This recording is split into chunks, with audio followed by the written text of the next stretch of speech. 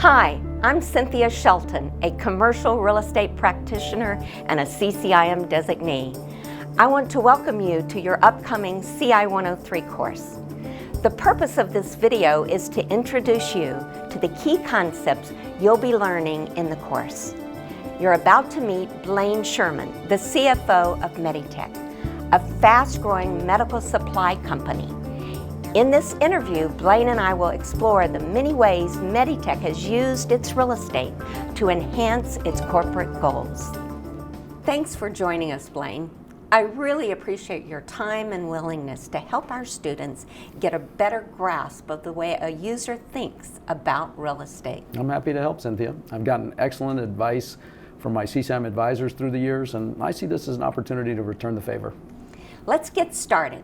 Why don't you tell us a little bit about your company and how you've grown through the years? Meditech was formed 20 years ago by my brother, Matt Sherman.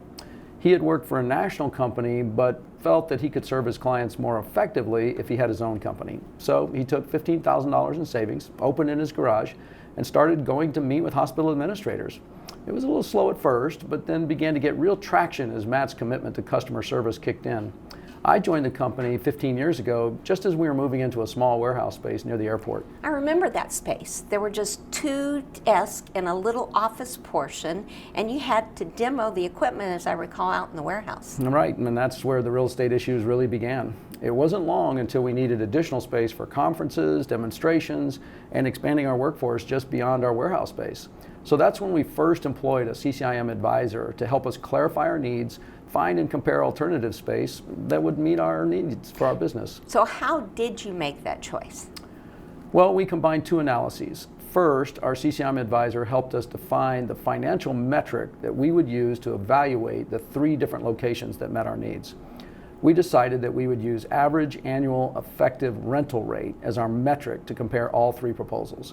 That metric indicated a clear winner from a financial perspective. Then we analyzed the non-financial components like proximity to hospitals, access to major roads, signage, and even the drive time back to our warehouse.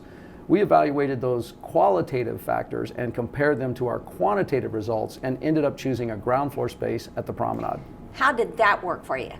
Very well at first. We loved our new space and we got very good feedback from our clients. We experienced rapid growth and our space was an accelerator to our business. But all good things must come to an end. Really? What happened? We realized that we had to combine our operation back into one space. We were having real communication problems between the sales office and the warehouse. It was painfully clear that our operation works best when we have the whole team together in one place. So I'm guessing then that you were stuck. Neither space would accommodate your operations. The warehouse space was way too small, and if I'm not mistaken, the office space had no storage and limited shipping facilities. Exactly.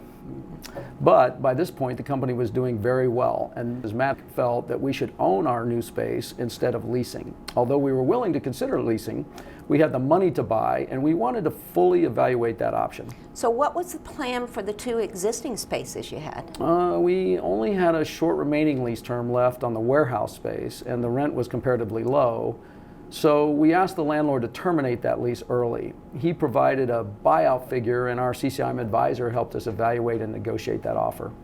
What happened to that beautiful space at the Promenade? You had just moved in, I think, about 2 years ago, and if I'm not mistaken, you spent a lot of money for tenant improvements. No, don't remind me. Yeah. Our space at Promenade was much more expensive and had a long remaining lease term.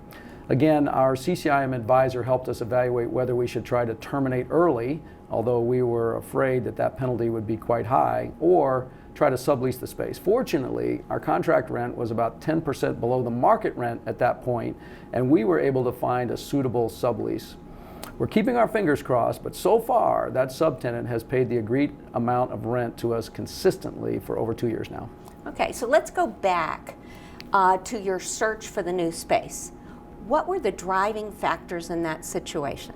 Well, first, the location was absolutely critical, and we knew that the hospital near our space at Promenade had a lot of room for growth. We felt that the real estate values around the hospital would appreciate as that growth occurred, and we wanted to participate in that upside potential. Second, we knew we would have to spend a lot of tenant improvement dollars again. So for those reasons, we really wanted to carefully evaluate buying a property versus leasing, which is how we've ended up in the space we have today. So did you actively consider leasing at that point, or what did you do? Yeah, we had a strong leasing option as well. Once again, our CCIM advisor helped us look at the net present value of the two financial choices. In other words, we considered the cost in today's dollars of both options. We have a relatively low cost of funds, so the process of discounting future outlays into present value ended up favoring the buy option. Since we had the funds to buy, we purchased the property.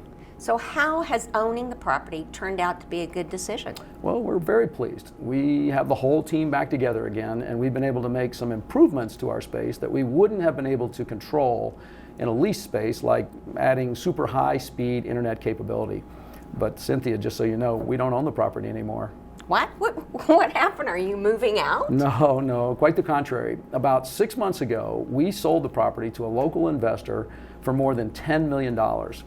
In exchange for an all-cash sale, we agreed to lease the property back from the new owner for 15 years with options for future years.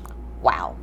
You conducted a sell-leaseback transaction, so why did you do that? Well, we had about $8 million invested in the property from the purchase and those later tenant improvements. When we realized that we could sell for $10 million, which would create $2 million in cash for continued expansion of the business, the only task that remained was to ensure that we could negotiate acceptable lease payments. So how did you figure out the lease terms? Like most tenants, we wanted the longest possible lease at the lowest possible rate. The investor also wanted a long-term lease, though, to match the length of his acquisition loan. He wanted to earn an 8% cap rate on his investment, so we agreed to pay $800,000 in rent the first year, which equates to $12.30 for the 65,000 square foot building. The rent gradually escalates over time, but overall we feel the rent is still slightly below the market rate, in our opinion. So did you have to manipulate the lease terms to avoid that classification as a capital lease? I can tell you've been keeping up with the changes about to occur in the GAAP standards.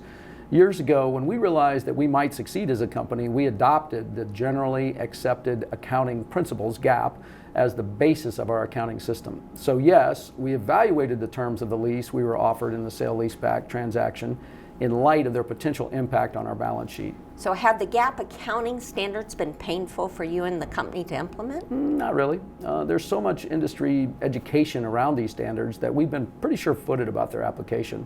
The presence of those standards, by the way, really helped us in the sale-leaseback process, since both the investor and his lender could easily understand our financial status.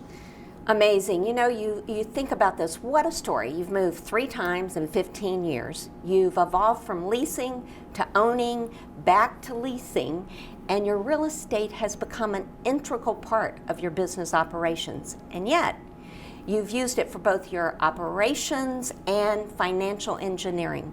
Congratulations. Well, thanks, Cynthia. We've had very good real estate counsel along the way. So there you have it. This is a story you'll unfold for yourself as you work your way through the CI 103 material. We look forward to sharing this journey with you. So long for now.